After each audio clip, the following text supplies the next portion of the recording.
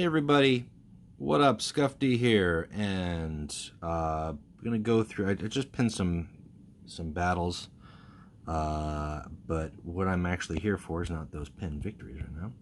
I'm gonna catch up on my round two of the group round of the group bracket for the World Cup. So this game here, this round, I was facing Magnus, 505 from the Indonesia team.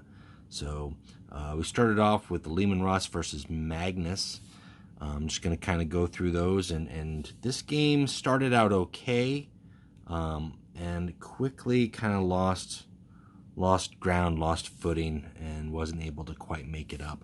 I found it interesting that he started the game out with attacking with Magnus, so I wasn't quite sure, if he was going to have enough healing to sustain that, to go for Magnus Whispers, or because I was Russ, he's just trying to speed the game along.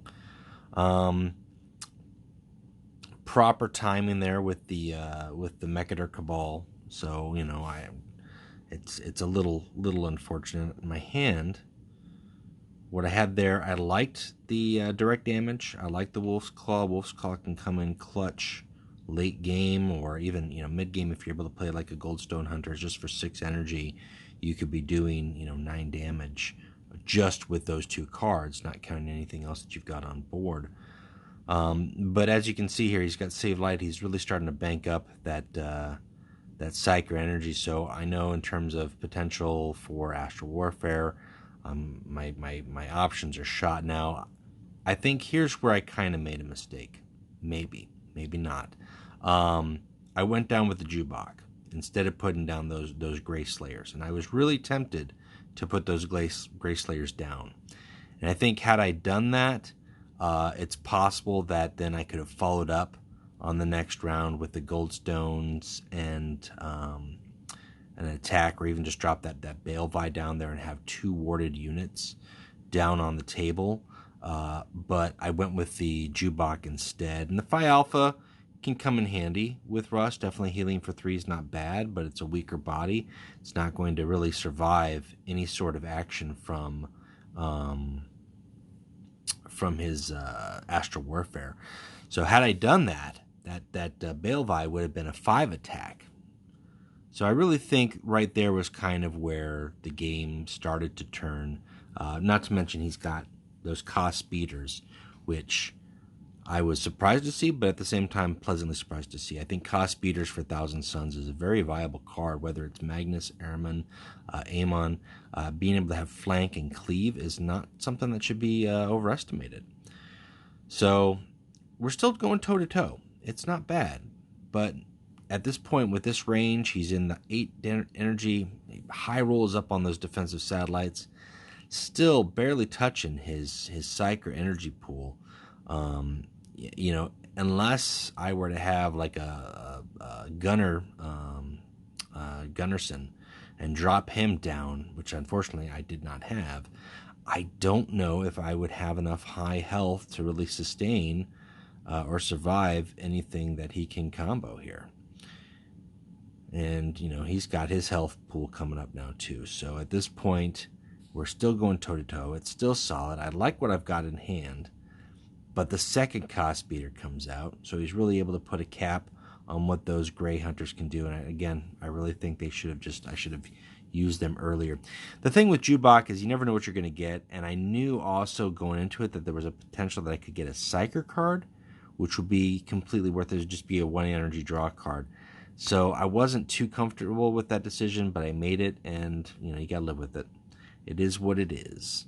And then here I just starting to get a little bit frustrated. I put down the Ansvar, and I don't know if that's really what I should have done or what I wanted to do, if I should have followed up with the Goldstones. I was really still saving the Goldstones and the Wolfclaw for that 9 lethal range. I'm not really, it was a good game. This is not a bad game. This is an evenly matched game. This is a smart plays that he's making here, and at this point, being able to clear out my troop. He's got a full board. I can go into that Jubok, and I really should. I'll be honest with you. I really should go into that Jubok. I've got enough energy to do a few things here, and I think again, I played it up wrong. Went with the hunters here, trying to max damage, trying to just get him down, and I realize that that's gonna give him some leeway with his whispers, which he's gonna get off in this game. That's gonna happen, but I just couldn't bear it. And I think really what I really should have done is, instead of putting the Ansvar down, I should have done the Keldon hunters into his Phi Alpha. Probably kept the claw on, killed his Jubok, and then still done damage. And he might have potentially had enough to whisper still on that 8 energy. Maybe not quite. Maybe not quite. He wouldn't have been able to whisper. And he would be down the Jubok and the Pi Alpha, but he still's got that Ecrotrez, and that's still 3 health that he can recover. And at this point, it's a losing battle. It's just a matter of, how much can I possibly make him bleed for what I'm doing. I understand that. I know it, but I'm not going to give up without a fight. And, and at this point, giving him 2 rounds to draw whatever he's got with his Jubok in here. You get what you get. Them's the games. Sometimes it works for you, sometimes it works against you.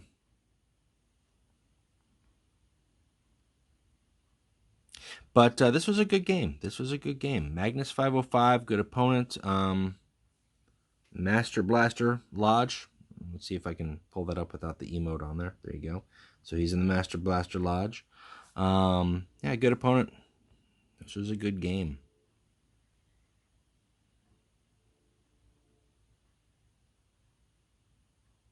And I want to get these in before they run the risk of being on my game log for too long.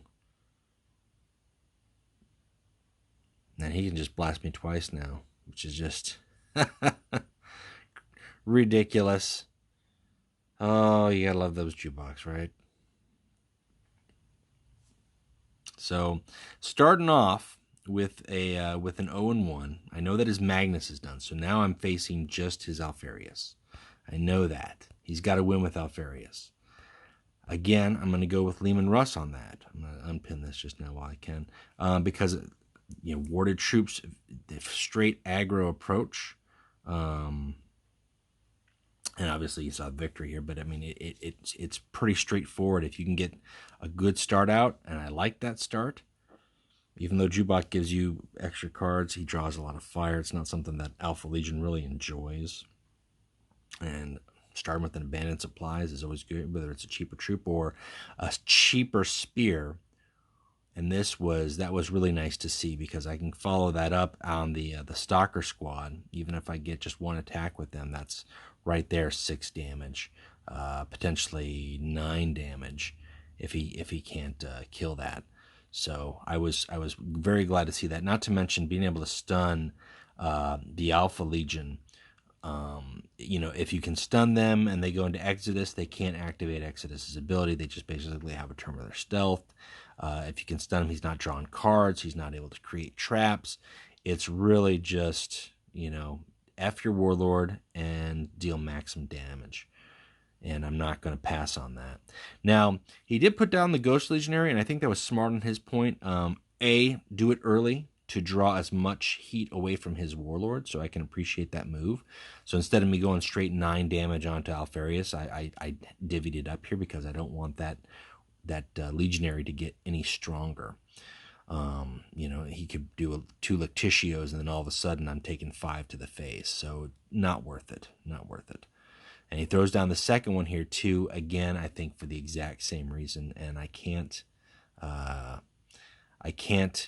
hate him for that. I think that was a smart move. That was a smart play. When you're doing Alpha Legion and you're facing an aggro Warlord, you've got to put down bait to keep them off of your Warlord. The fact that I was able to have some direct damage handy right there to deal with the Legionary, that helped. And then he knows I've got a warded troop that I can slap down on my next turn, but I'm gonna double that up with slapping down 2 troops just to keep my hand under 6. And he can do whatever he wants with that Pi Alpha. He's not going to be able to kill one of my guys directly, and at the same time, you know, it's his only option, and he's going to go for the stun. He does not know that I've got a Pi Alpha as well. And I've got flankers to help me with that, to help get a lot of attacks off.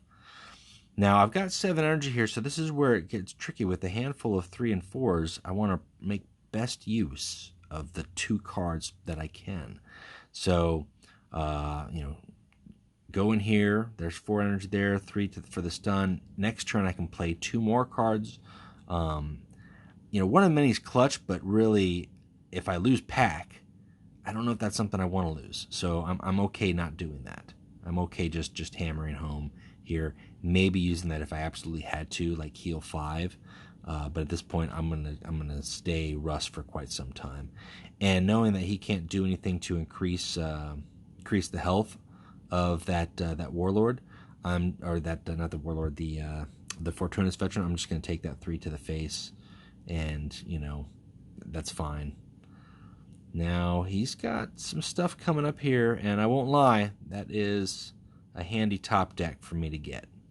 That helps me clear out his threats, and keep the health low, and at the same time, both those units have got high enough health to remain a threat for him, and he is not at 9 energy, so I'm not going to have to worry about the harrowing, but he could have some other options. And these guys are infantry. They're susceptible to secret orders if he's playing that. And instead he goes with the instrument, which, that's fair enough. I think the game saved me on that because I had the troop off to the side. If I would have played the flank card, they would have been side by side by Russ. He would have been able to stun Russ and kill both of my troops. However, he did not. So, you know, that's a plus for me. That would have, I probably changed up the way this turn would have gone. I probably would have played the Edict after I played the Emperor's Executioners.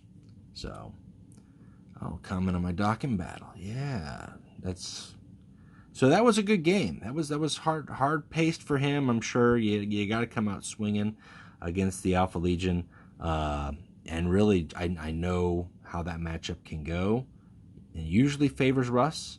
I'm not gonna lie, you know, he's an aggro, and if you can get enough cheap units out on turn, it's hard for him to deal with it unless he's able to stun Russ consistently. And the fact that I had stun removal that one turn really helped. So then we went into the Alpharius versus Alpharius match, and any Alpharius player, anybody who's ever played Alpha Legion, knows that Alpha Legion versus Alpha Legion matches, they're toe to toe, they're edge to edge, they're really something. They're really careful. I guess you never know what you're gonna get. You never know what you're gonna get. Are you gonna be drawing their cards? Are you gonna be copying their cards? Who's gonna be stunning what? Who's gonna get off, you know, the instrument or score or harrowing? Having a cheap harrowing in this matchup, I like that. So we'll see. We'll see how this game goes, right? And so far, you know, I like what I get, but then he does this, and he copies the instrument first turn, and that changes a lot about how I play the mid to late game at this point, because now I know he's got the instrument. And he knows that I know that he's got the instrument. He knows that I know that he knows that I know. So, you know, part of it is baiting out, like seeing if I can bait him out. That's just what I'm going to try to do. If I can get out enough units out there and force him to blow that instrument, and then I just have to rely on the possibility that maybe he's got a second instrument. Or do I get in a position where I can play that score and safely be able to play that score? That's hard. You know, place him, proper placement, place him away from my units, place him away from my troops. That's really hard at this point. because there's only so many units with the Alpha Legion. So this is going to be a game, and I'm sure that's exactly what he's thinking too. It's a good game. This is a good game, and if anybody who doesn't like Alpha Legion should watch it, because you're watching Alpha Legion do what Alpha Legion does, and you should learn from it. And if you don't like Alpha Legion, or if you do like Alpha Legion, then this should be right up your alley. So, what are we doing? We're drawing heat. We're keeping cards out of our hand. This is not a game where you bank up cards.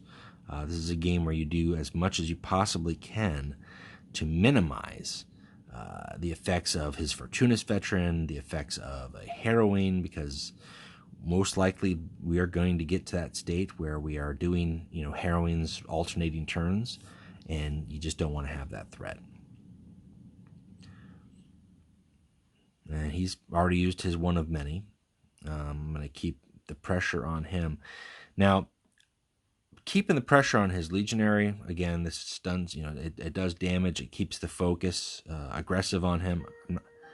I don't want to copy his cards too many, but at the same time, I want to keep his hand full, and I want more tools for myself. I don't really have enough there to work with, to feel comfortable with. So if I got 2 energy, I'm going to use it. And now we are evenly matched. He's got his Asteroids Belt here as well. So, what do we do? He's got his Ghost Legionary. I've got my Ghost Legionary, and I like that Glaive. The Glaive I chose to keep, and this is a proper time to use the Harrowing. Bait him out. It's early. He didn't expect it, I think. B, it clears out the threat of that Ghost Legionary without me having to be clever about it. Now, I've got Score and I've got Legion Glaive. Legion Glaive is going to save me from a Harrowing. I know it, so I got to make the most use of it. But it's also high enough that it is not something I want to put down comfortably with the instrument out there. So I'm going to put out that Ghost Legionary first. And I'm going to try to bait him out to use that instrument on the Ghost Legionary, which is always a good target if you are if you're an Alpha Legion player. I wasn't sure if he was going to copy him with the Omegon ability. He decided just to straight eliminate that threat, which is it's not a bad option. Now I did not go here. I've got still options to go, driving home the health on Omegon, and he knows that I've got an instrument. He knows that I know that he knows that I've got an instrument. So I'm going to do what I can to get that Ghost Legionary up high enough where I can capitalize on the instrument. And I think he probably suspects that that's something that I'm going to do. Having Dynat being able to deal damage and stun that troop gives me that as a permanent option. Now you're starting to see here some of the tech options that I've got in here. Again, stunning Omegon, so he can't copy my unit. Stunning his unit there, and then Secret Twin. Now I probably could have just kept the played the Secret Twin and then kept the what's its face, the Silent Death. But I want to get cards out of my hand. I'll be honest with you. That's really what I was trying to do, was get cards out of my hand. And then what I'm going to do here, you'll note, is I am not going to attack with my Fortunatus Veteran. And the reason I did that is because I don't want him to kill him with Face Strike with a Omegon and then use an instrument on my Score. And then that's the pinch, right? He can't play Harrowing. He can instrument one of those 2 units, but he can't kill me. And that right there locked the game. After the game, it turned out he actually had 2 instruments in his hand at that point in the game, so he would have been able to instrument Score once, instrument him twice if I had not put down that tank. So that tank was clutch in that matchup. And with the deck, I don't know if I've kept the deck the same. Let me see here. Go if I've kept that deck exactly the same for the Space Wolves in the matchup, because we know who our opponents are in this round of the World Cup. Knowing that I'm facing Magnus, knowing that I was facing Alpharius, I made sure to include Edict of Censure in this deck. There's probably maybe one or two more. I think I maxed out on ward units, but I left out, and I always make this a point of information for people who want to build a Rust deck. I left out Jurgen, and I left out Jurgen for a very important reason. Number one, he is nice. He's a 5 cost. He's a little costly for the way I want to play it. But most importantly, if he is copied by a Jubok or by an Alpharius against my deck, he is not a unit that I want to have my opponent have. So I leave him out of my deck. I just eliminate that possibility. So I've got the Edict in there. And then for the Alpharius matchup, knowing that I'm playing, again, Magnus and or Alpharius, I really was careful on my selection, and I made sure to include that Legion Glaive because I've got too many tactics. So putting instrument in my deck, in this deck, that'd be hard. That would probably be not a smart move. So I kept the Legion Glaive in there. It's a late game, and as you saw it does what it does. It eliminates his possibility to do like if I was playing Magnus and I were to pull that out. His cost to play, defensive satellites as well as an astral warfare, very hard to do. It's not impossible, depending on how much psychic energy he's built up, but it's very hard to do.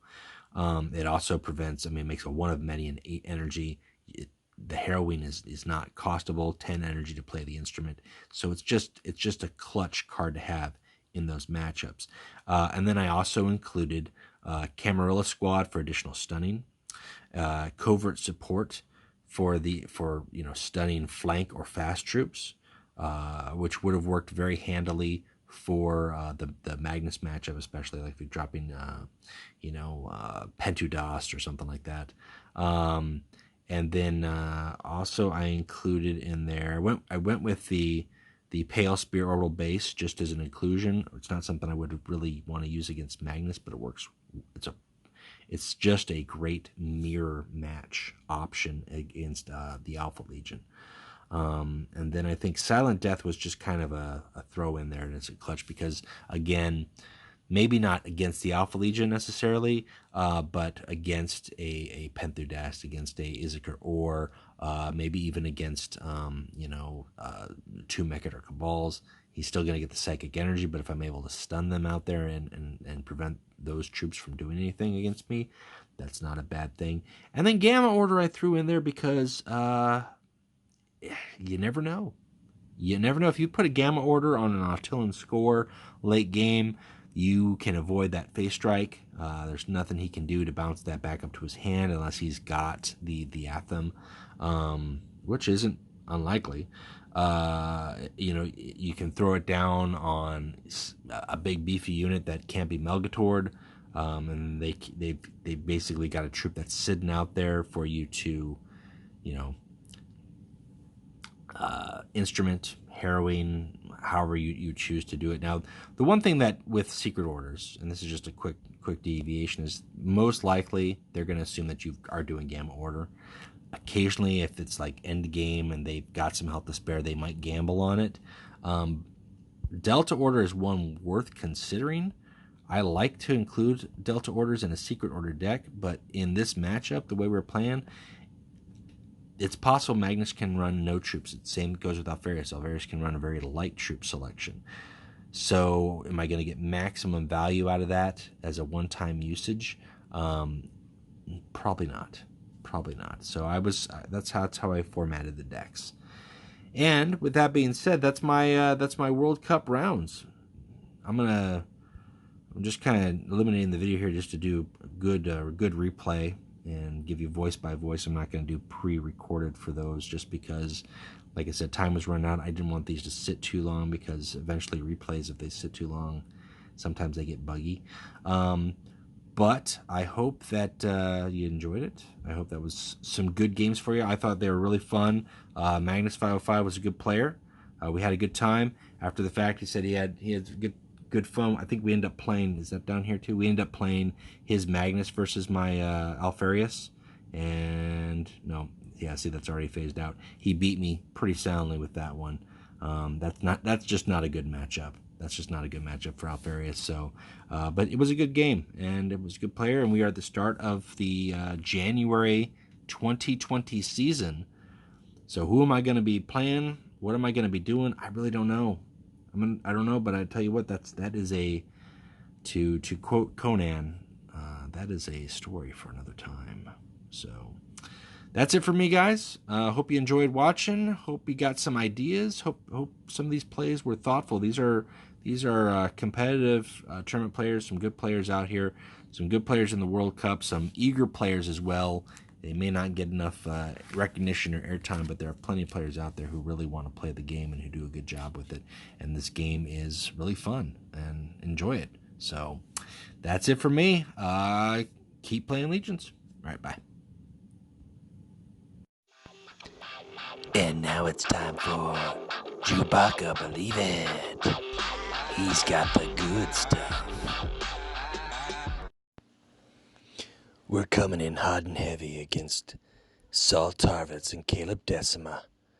And we're already in 5 turns in, and I've got my Jubak, but as you can see, he hasn't used his Decima ability just yet against my warlord, which was a little surprising. Allowed me to drop a few things. Maybe there was a strategy there. Maybe he thought, well, I got rid of that Jubak, I'll just get rid of... What? Another Jubak? Okay, now how do I deal with that? And from here, well, let's just watch and see how the game goes. Yes, Rillenor, my friend. Hello, Rillenor, my old friend. We've got some... This is back in the day when Vorax had 4 health, obviously. Goes a little bit more of the mileage, but perfect timing for a Joker company. Giving him lots of things to choose from. I'm getting some nice, tasty steals here. The Jubak. The Jubak that could. The Jubak that never gave up. Believe in that Jubak. Believe in the power. Because he's going to come back again. When you let Jubak go this long, look. I mean, this is a fun game and all, but this is on you. Okay? I'm just going to say that. Now that Urtzi against a Mechanicus deck, you know that's got some clutch potential, right? What are we going to do here? I'm just going to force him to use that Duke rather than attack with it.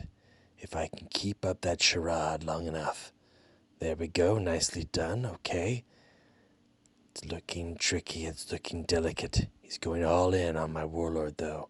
He finally uses his ability, and I'm coming out fast and furious here. The Mechanicum forces are doing their worst. But I've got low enough health on things. I'm feeling rather comfortable. Okay, yes, and... Oh, he drops the Forge Complex. Now, you know that's going to be some goodness.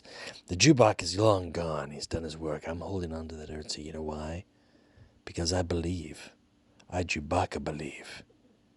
And yes, that's the vehicle that I want to use it on. Chewbacca believe it. It's too late. It's too late.